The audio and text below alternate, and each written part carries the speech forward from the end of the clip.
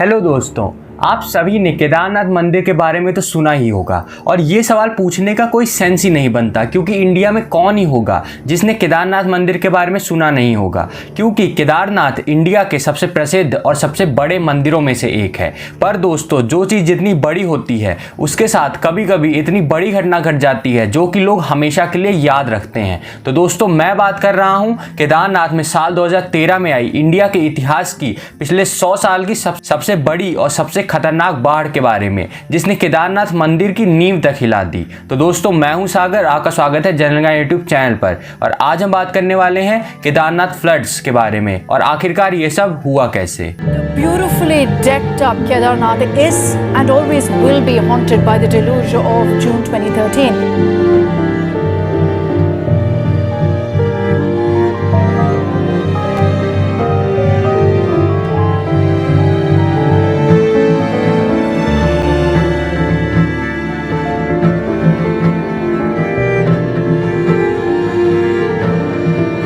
केदारनाथ का सूनापन पूरे देश को कचोट रहा है। तो दोस्तों, कहानी शुरू होती है आज से 5000 साल पहले, जब महाभारत का युद्ध जीतने के बाद पांडवों ने हिमालयों की गोद में केदारनाथ मंदिर की स्थापना की थी। पर उस समय वह मंदिर उतना प्रसिद्ध नहीं हुआ क्योंकि उस समय कोई उस मंदिर के बारे में ज़्यादा जान ही नहीं पाया था। पर केदारनाथ को प्रसिद्ध करने का श्रेय 8वीं सदी में आदि शंकराचार्य को दिया जाता है और तभी से केदारनाथ पूरे भारत में 12 ज्योतिर्लिंगों में से एक बन गया और तभी से भक्त वहां जाने लगे। और दोस्तों, केदारनाथ अपने आप में एक बहुत ही ज़्यादा एकांत जगह पर बना हुआ है, पर वहां पर पर्यटक कभी से भी कम नहीं थे और केदारनाथ की प्रसिद्धि वक्त के साथ बढ़ती जा रही है। और इसका कारण लोगों की भक्ति और श्रद्धा है और आज के समय में ऐसा कोई भी नहीं होगा जो केदारनाथ नहीं जाना चाहता होगा। और केदारनाथ उत्तराखंड के रुद्रप्रयाग डिस्ट्रिक्ट में सी लेवल यानी कि समुद्र के तले से लगभग 3583 मीटर ऊपर हिमालय पर्वतों में है और मंदाकिनी नदी के किनारे स्थित है। और साथ ही साथ केदारनाथ टाउन से लगभग 350 मीटर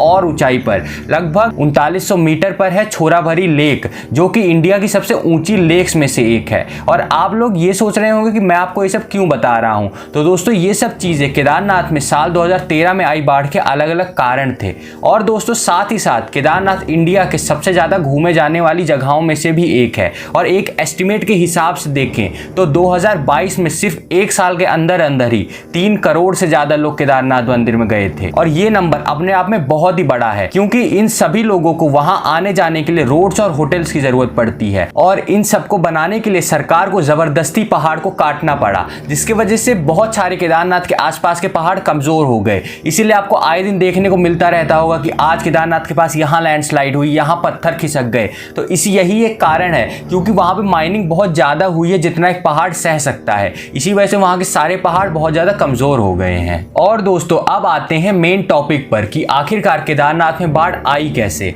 तो दोस्तों, साल 2013 में 13 जून से 17 जून के बीच उत्तराखंड में यहाँ तक कि पूरे नॉर्थ इंडिया में नॉर्मल से बहुत ज्यादा बारिश हुई। और ये बारिश सिर्फ उत्तराखंड में ही नहीं बल्कि पूरे नॉर्थ इंडिया में हुई थी। और पिछले 10 सालों में यानी कि 2013 से 2023 आज 10 साल हो गए, पर उससे ज्यादा बारिश एक साल में नॉर्थ इंडिया में अभी तक दोबारा देखने को नहीं मिली है।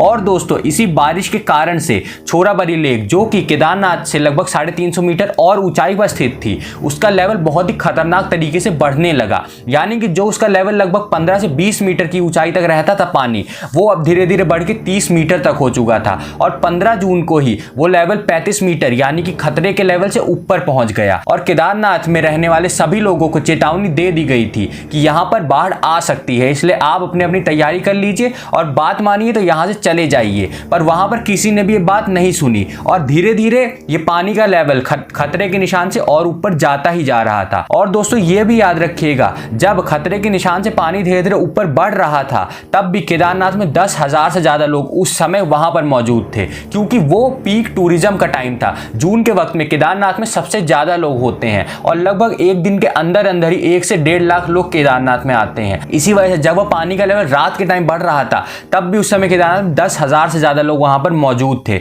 और उन लोगों को वहां से हटाया नहीं गया था, जबकि इतनी चेतावनी चेतावनी भी दी गई थी और ये पानी का लेवल बढ़ते बढ़ते खतरे के निशान से इतना ऊपर चला गया, यानी कि पानी उस समय तक लगभग 50 मीटर की ऊंचाई तक पहुंच चुका था और उस पानी का प्रेशर इतना था कि छोराबाड़ी लेक पर बना हुआ डैम उसे अब नहीं रोक सकता था और उसे छोड़ने का मतलब था कि अपने आप में पूरा केदारनाथ टाउन खत्म हो जाता, पर ना छोड़ने का मतलब था पूरा डैम खत्म हो जाता। इसीलिए ऑफिसर्स ने डैम को खोलने का फैसला नहीं किया और डैम आखिरकार 17 जून को 6:30 बजे के आसपास टूट गया और अगले 12 मिनट के अंदर अंदर यानी कि 6:42 तक वो पानी जो कि अभी छोराबाड़ी लेक रोक के रखी हुई थी, अब वो केदारनाथ टाउन की तरफ पूरी स्पीड से बढ़ रहा था और वहां के लोगों को कोई अंदाजा ही नहीं था कि आखिरकार हो क्या रहा है। क्योंकि दोस्तों देखिए, बाढ़ दो तरह की आती है। एक होती है धीरे धीरे लेवल बढ़ता है पानी का, आज थोड़ा पैर तक है, अगले दिन आपके घुटने तक आएगा। पर यहाँ पर फ्लैश फ्लड आई थी, केदारनाथ में आपको फ्लैश फ्लड देखने को मिली थी, यानी पहले तक वहां पे बिल्कुल पानी नहीं था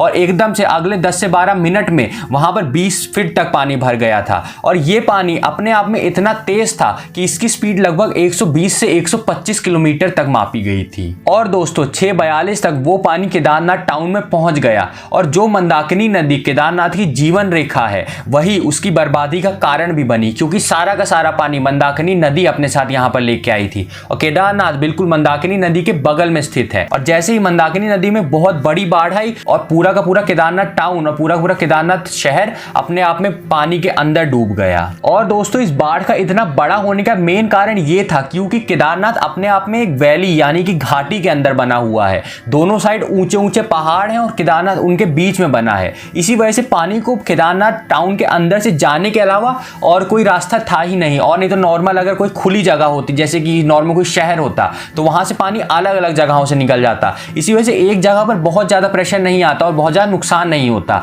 पर घाटी होने की वजह से मंदाकिनी नदी का सारा पानी और सारा का सारा प्रेशर केदारनाथ टाउन पर बरसा और केदारनाथ पूरी तरह तबाह होकर रह गया। और दोस्तों अगर आप ये बात पूछेंगे आखिरकार बाढ़ आई कैसे, तो केदारनाथ और उत्तराखंड के लोग बताते हैं कि उस समय लगभग नैनीताल से कुछ किलोमीटर दूर एक नया डैम बन रहा था और उस डैम को बनाने के लिए माता धरी देवी नाम का एक मंदिर था और उस मंदिर को जबरदस्ती वहां से हटाया गया, क्योंकि अगर वो नहीं हटाया जाता तो वो पानी के अंदर डूब जाता, तो इसीलिए उसे हटाकर कहीं और जगह लगा दिया गया था। और लोकल्स का ये कहना था कि अगर ये मंदिर यहाँ से हटा तो पूरे के पूरे उत्तराखंड में बहुत ही बड़ी दुर्घटना हो सकती है और हो सकता है पूरा का पूरा उत्तराखंड भी खत्म हो जाए। और दोस्तों ये इत्तेफाक देखिए कि 2013 में ही वो मंदिर वहां से हटाया गया था और 2013 में ही उत्तराखंड और साथ ही साथ इंडिया में सबसे बड़ी बाढ़ों में से एक आई थी। और ये बाढ़ केदारनाथ के इतिहास में हुई किसी भी प्राकृतिक दुर्घटना से बहुत ज्यादा बड़ी थी और इस दुर्घटना में सिर्फ केदारनाथ में ही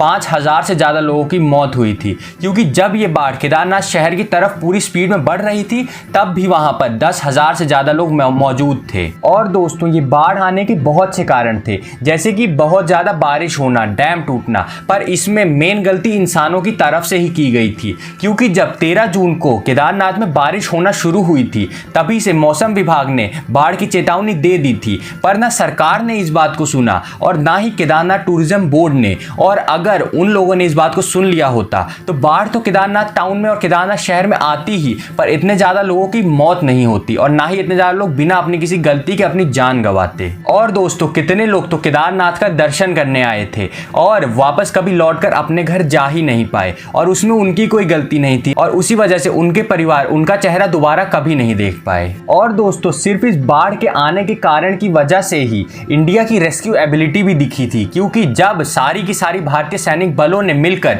उत्तराखंड में बाढ़ ग्रसित इलाकों से 1 लाख से ज्यादा लोगों को सुरक्षित वहां से निकाला और ये इंडिया की हिस्ट्री के सबसे बड़े रेस्क्यू ऑपरेशंस में से भी एक है। पर दोस्तों जितने भी लोगों को बचाया गया हो, पर इस बाढ़ की वजह से 5000 से ज्यादा लोगों की मौत हुई और साथ ही साथ लगभग 8000 करोड़ रुपए का भी नुकसान हुआ, जो कि भारत के इतिहास में पिछले 100 साल में हुई सबसे बड़ी नेचुरल डिजास्टर भी कही जा सकती है। और दोस्तों ये तो सिर्फ एक अंदाजा है, कोई करेक्ट नंबर अभी तक है नहीं कि क्या पता 5000 लोग मरे थे या फिर 10,000 लोग मरे थे। वो तो नॉर्मल रखने के लिए सिर्फ 5000 का नंबर हमें ऑफिशियल साइट्स में बताया जाता है। अनऑफिशियली तो कुछ लोग क्लेम करते हैं कि 10 से 15,000 लोगों तक की भी मौत हुई थी इस बाढ़ में। और दोस्तों यहाँ पर सोचने की बात यह है कि पूरा का पूरा केदारनाथ टाउन तबाह हो गया पर मंदिर का बाल भी बाका नहीं हुआ। तो दोस्तों क्योंकि केदारनाथ मंदिर के पीछे एक बड़ा सा पत्थर है जिसे भीमशिला कहा जाता है और इसी शिला ने पानी का बहाव काट कर केदारनाथ मंदिर को बचाए रखा और इसी के साथ एक बार फिर साबित हो गया कि केदारनाथ मंदिर में खुद महादेव निवास करते हैं। और दोस्तों, इस बाढ़ की वजह से आने वाले 2 सालों तक केदारनाथ लगभग खाली ही रहा,